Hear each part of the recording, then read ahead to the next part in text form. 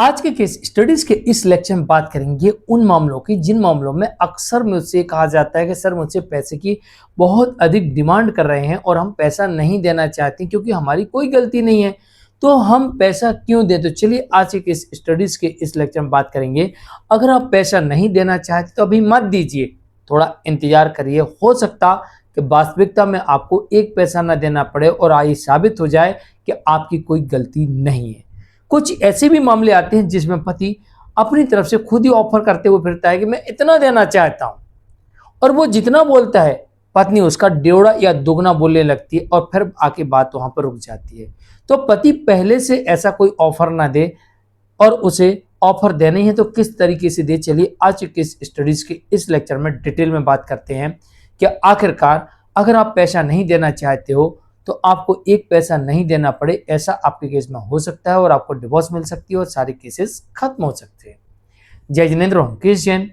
Video को like और share कर दीजिए और इस तरह के जजमेंट्स का पैकेज पाने के लिए जिसमें लगभग आपको 200 जजमेंट्स मिलते हैं या अन्य किसी जानकारी के लिए दिए गए नंबर पर आप हमें संपर्क कर सकते हैं।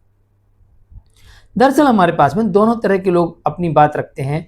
कोई कहता है कि साहब मैंने तो पत्नी को ऑफर किया कितने ले लो, पहले वो तैयार हो गई, फिर अचानक कहती ना मुझे तो इतना नहीं इतना चाहिए, और डबल टेबल पे बात बढ़ने लगी, तो मेरी बात अटक गई वहां पर। कई मामलों में ये कहते हैं कि साहब पत्नी पैसा मांग रही है, मेरी कोई गलती नहीं तो मैं पैसा क्यों दूं। तो दोनों ही सवालों के जवाब को इस तरीके से आपको मिल सकते हैं कि आपको एक रणनीति के अंतर्गत आगे बढ़ना होगा। आपकी रणनीति पहले ये होगी कि सबसे पहले आपको अपने पास पत्नी के खिलाफ बहुत सारे सबूत एकत्र करना होंगे। आप जिन सबूतों के आधार पर कह रहे हैं कि भाई मेरी कोई गलती नहीं है, तो आप वो सबूत एकत्र करिए। और अगर आप ये कह रहे हैं कि उसकी गलती है और उसे हम साबित कर सकते हैं, तो उसके बहुत सारे सबूत एकत्र करिए। या तो अपनी बेगुनाही के सबूत, या फिर उसने जो आपके साथ गुनाह किया है या जो वो गलत कर रही है या वो अडल्ट्री में है, तो उसका प्रूफ आपके पास होना चाहिए। और फिर इसके बाद आपको लीगल एक्शन यानी कि कोर्ट में जाके केस फाइल करना है। अगर पत्नी और उसके परिवार के लोगों ने आपके साथ किसी प्रकार का उत्पीड़न किया है तो आपको उनके खिलाफ केस फाइल कर देना है। अगर आपके पास में आपकी वाइफ के अडल्ट्री के सबूत और क्रूरल्टी के हैं तो आप डिवोर्स फाइल कर सकते हैं। और ये नहीं है तो आपके पास आपके बेगुनाही के सबूत और गवाह है तो आप आरसीआर का केस भी फाइल कर सकते हैं। और उसमें शादी से लेके आज दिनांक तक आपके साथ किस तरीके से पत्नी का और उसके परिवार वालों का क्या व्यवहार था, और आपका और आपके परिवार का व्यवहार उनके परिवार वालों के प्रति क्या था, ये सारी डिटेल उसमें आना चाहिए। नंबर 2, आरसीआर के केस में यानी कि साथ रहने वाले केस में सारी घटनाओं का जिक्र होना चाहिए। और अगर वाइफ आए उस केस में ना आए, लेकिन आपको इस केस को फाइनल डिसीजन पे ले जाना है और इसमें आदेश करवाने के बाद में अगले स्टेप पे आपको आगे बढ़ जाना है। अगर ये साबित हो गया कि वाइफ नहीं रहना चाहती, जानबूझकर आरसीआर के केस का उल्लंघन कर रही है, आदेश को नहीं मान रही है, तो फिर ऐसा हो सकता है कि आपको एक पैसा नहीं देना पड़ेगा और आपके केस में आपको वन साइडेड एक तरफा डिवोर्स बिना एलिमनी के, बिना मेंटेनेंस के मिल सकती है। नंबर 3, मेंटेनेंस के केस में जितना जल्दी हो सके उतना जल्दी करिए, क्योंकि मेरी कोई गलती तो है नहीं, तो फिर मैं डिले क्यों करूं। तो उसको जल्दी करिए। और वैसे भी सुप्रीम कोर्ट ये कहती है कि मेंटेनेंस के केस में डिले करना पत्नी को मानसिक पीड़ा पहुंचाना है। तो आप खुद दोषी बन रहे हैं, जो जानकारी आपके पास नहीं है। आपको ऐसा लग रहा है कि सर अगर हम मेंटेनेंस के केस में चले जाएंगे, प्रेजेंट हो जाएंगे, जल्दी जल्दी करेंगे तो मेंटेनेंस लग जाएगा।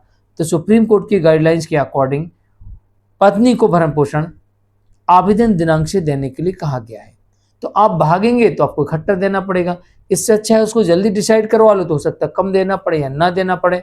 दूसरा फायदा आपको ये मिलेगा कि वाइफ जो एलिगेशन लगा रही है वही आरोप इसमें लगाए, मेंटेनेंस में वही घरेलू हिंसा में लगाए, वही उसने उत्पीड़न, दहेज उत्पीड़न के और अन्य जो भी मामले किए सब में आरोप लगाए। तो भाई पहले लगाए गए आरोपों के सबूत तो दिखा, किस आधार पर कह रही। अगर पति यहां पर यह साबित कर दे उसकी कोई गलती नहीं है, तो फिर पत्नी को यह साबित करना पड़ेगा कि वो किस कारण से अलग रह रही, ऐसी क्या विपदा आन पड़ी कि जिसकी वजह से उसे पति का घर छोड़ना पड़ा, अन्यथा कोर्ट मेंटेनेंस देने से इनकार कर देगी। दूसरी परिस्थिति, पत्नी ने जो एलिगेशंस लगाए हैं वो लगाए गए आरोपों को साबित करे। क्या ऐसी परिस्थिति बनती है कि पत्नी पति के साथ नहीं रह सकती, वो विवाह से अलग रहने के लिए, अन्यथा कोर्ट पत्नी का मेंटेनेंस डिसमिस कर सकती है। तीसरी परिस्थिति, पति हो सकता है इस केस में यह साबित कर दे कि पत्नी कमाती है, तो फिर ऐसी परिस्थिति में कोर्ट पत्नी को मेंटेनेंस देने से इनकार कर सकती है। चौथी परिस्थिति, अगर यह साबित हो जाए कि पति की कोई गलती नजर नहीं आ रही, भला ही सबूत नहीं है, लेकिन कोर्ट को ऐसा लगता है कि पत्नी बिना किसी कारण के अलग रह रही, तो या तो कोर्ट मेंटेनेंस देगी नहीं, और देगी तो मिनिमम देगी। पांचवी कंडीशन, अगर यह साबित हो गया कि पत्नी एडल्ट्री में या रीमैरिज कर चुकी है, तो फिर इन परिस्थितियों में पति को कुछ नहीं देना पड़ेगा और विदाउट एलुमनी मेंटेनेंस के डिवोर्स भी हो जाएगा और पत्नी के सारे केसेस भी डिसमिस हो सकते हैं।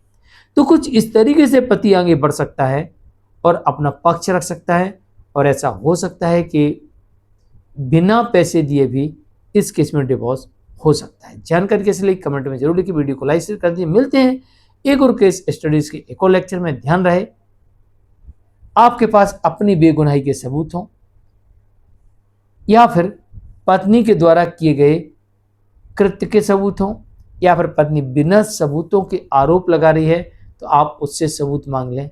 ऐसी परिस्थिति में आप आगे बढ़ते हैं।